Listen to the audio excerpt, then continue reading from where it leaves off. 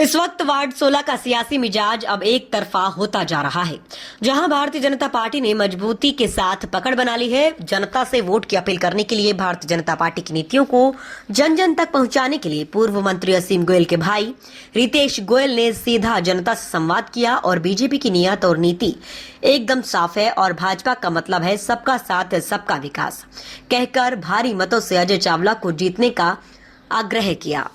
एक एक वोट कीमती है और दूसरा आपके जो संबंधी रिश्तेदार कहीं भी मित्र प्यारे पूरे शहर में हैं, हर किसी का सर्कल है, उनको भी ये कहना है कि भी किसी की भावनाओं में मत बह जाना।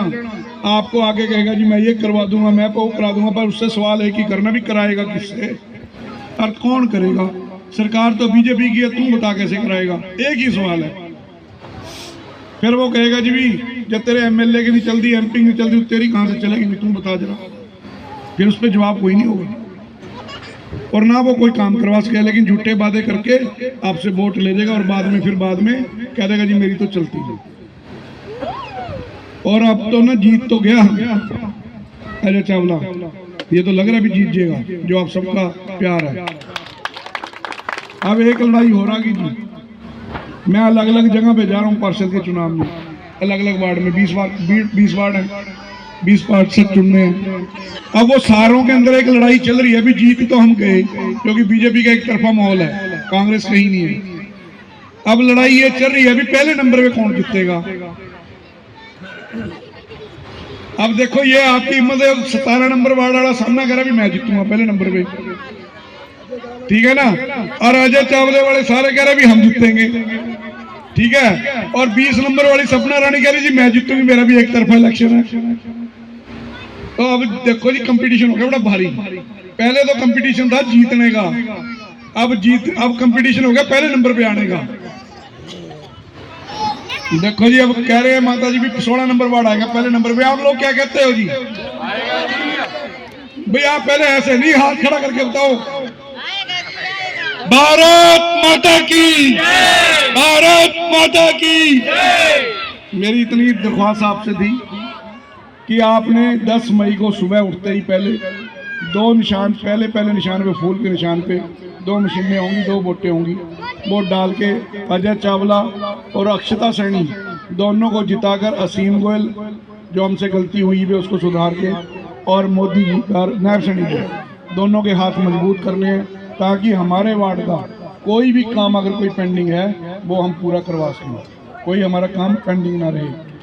फ्री हो गया वो क्या, मेरी तो जिंदगी बच गई, मैं मोदी को दुआएं क्यों ना दूं। कहां तो मैं खुदकुशी करने की सोच रहा था और कहां मेरे घर में अब खाना बनने लग गया। तो ये है फर्क, ये है सुविधाएं जो आप तक पहुंचे, ये मोदी जी ने करके दिखाया है। चाहे वो पक्का मकान हो, आयुष्मान कार्ड हो, अभी देखो बिजली घर है, आप पार्टी ने पंजाब में बिजली फ्री कर दी 100 यूनिट, सरकार तो आ गई। अब कर्जा इतना चढ़ गया कि बिजली देने के लिए ही पैसे नहीं है, उसका फायदा क्या है। अब भाई आप दान करना चाहते हो, हर कोई चाहता है दान करना। अब घर में आपके रुपये हो 50 और आप 50 ही दान कर दो, खाओगे क्या? खाना तो जरूरी है ना जी। अब मोदी जी ने इसका भी तरीका निकाल दिया। अब अगर भी मैं फ्री तो नहीं दूंगा, मैं फ्री तो नहीं दूंगा, लेकिन उसका हल निकालूंगा। अब उन्होंने क्या किया, जो छोटे लोग थे जिनके घरों में एक बल्ब, एक कूलर, एक पक्का, इतना ही कुछ होता है, 2 किलोवाट का सोलर का कनेक्शन दे दिया फ्री। अब उस पर रुपये लगते थे 1,10,000, वो मोदी जी ने खुद अपील कर लिया भी मैं दूंगा, उसके नहीं लगेंगे।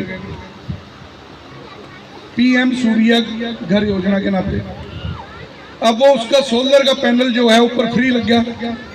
अब उससे 2 चीजें हुई, एक तो बिजली बन गई, बिजली बन गई कहां से? फ्री, क्योंकि सूरज ने बनाई है वो, तो उसका तो पैसा नहीं लगा। और जिस व्यक्ति की बिजली बनी वो बिजली का बिल हो गया फ्री, उसका रुपया नहीं लगा। अब फ्री भी नहीं दिया और फ्री भी कर दिया। देखो ये है दिमाग। उस व्यक्ति का बिजली का बिल कितना आ रहा है? जीरो। और सूरज से बिजली बन रही है, अब उससे क्या बेनिफिट हुआ?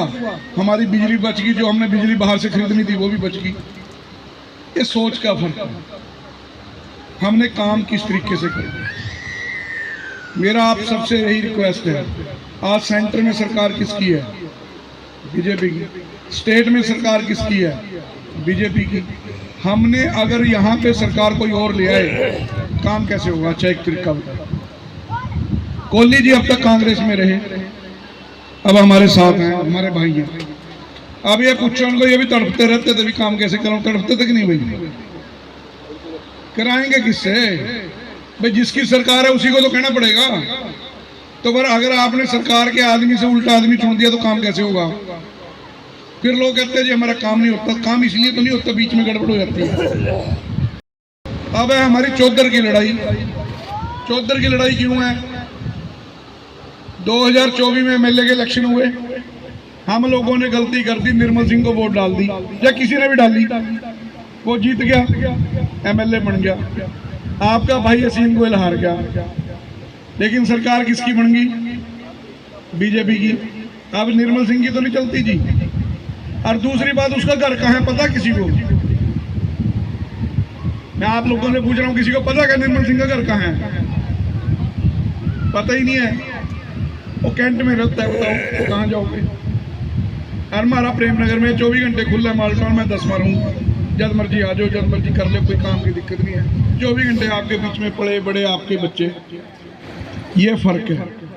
उसके बावजूद भी हरियाणा के लोगों ने, क्योंकि हरियाणा के लोग समझदार हैं, वो ये बात को जानते हैं कि हरियाणा में सरकार उसकी चलेगी जिसकी केंद्र में सरकार होगी। और आज तक का ये रिकॉर्ड है, 1966 से लेकर आज तक केंद्र में जिसकी सरकार रही है, हरियाणा में भी उसी की सरकार रही है।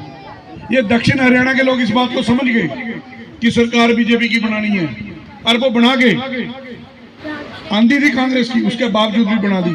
लेकिन पंजाब इस बात को कभी समझ नहीं पाया कि कांग्रेस की सरकार, वो हमेशा उल्ट बनाते हैं केंद्र से। आज हरियाणा पहले नंबर पे और पंजाब जीरो है। उन्होंने घोषणा करी, आज तक कोई पूरी नहीं। आप हिमाचल में देख लो, कोई पूरी नहीं। और हरियाणा में जितनी घोषणाएं कर रहे हैं, साथ की साथ पूरी करने की बात, क्योंकि वो केंद्र के साथ। नारायणगढ़ से हैं। नारायणगढ़ कहाँ है? अंबाला में। अब वो मुख्यमंत्री बन गए। दक्षिण हरियाणा के लोगों को क्या लगता था? वो एक ही बात बोलते हैं कि जी हमारे को सीएम हमारा चाहिए, चौधर चाहिए जी, मानू काम काम की जरूरत नहीं है कोई, पर चौधर चाहिए। क्यों चाहिए? क्योंकि उनको पता भी जिसकी चौधर होगी काम तो अपने आप हो जाएगा। लेकिन मोदी जी ने हमारे ऊपर कृपा करी और सीएम हमारे हरियाणा का यहाँ का बना दिया, अम्बाड़े का। अब अम्बाड़े में चौधर आ गई। अब अम्बाड़े में चौधर आने के बाद क्या हुआ? आपके अम्बाड़ा में आईएमटी लगी सबसे पहली। पता कि नहीं आपको आईएमटी का? क्या नहीं पता? नहीं पता। आईएमटी का मतलब है कि इंडस्ट्रियल मंडी टाउनशिप। जो ये टाउनशिप कटेगी, इसके अंदर इंडस्ट्री लगेगी। जब फैक्ट्री आएंगी बड़ी बड़ी, एक तो जिम्मेदारों को जमीन के पैसे मिल गए 1,55,00,000 के हिसाब से, वो पैसा बाजार में आएगा खर्चने के लिए। उनकी 40 लाख रुपए की जमीन 1.5 करोड़ में बिकी। एक तो वो बल्ले बल्ले होगी, वहां के लोगों ने पूछो। एक फैक्ट्री आएंगी, जब फैक्ट्री आएंगी तो कारोबार आएगा, रोजगार आएगा। जो बच्चे कहते हैं जी रोजगार नहीं है, फैक्ट्रियां बड़े आप ढूंढते फिरेंगे, भी बच्चे कहाँ भी मत चाहिए। तो ये अम्बाड़ा जो है महानगर बनने की कगार पे। अभी 450 एकड़ की रजिस्ट्रियां हो चुकी हैं, 500-700 एकड़ की रजिस्ट्रियां और होनी।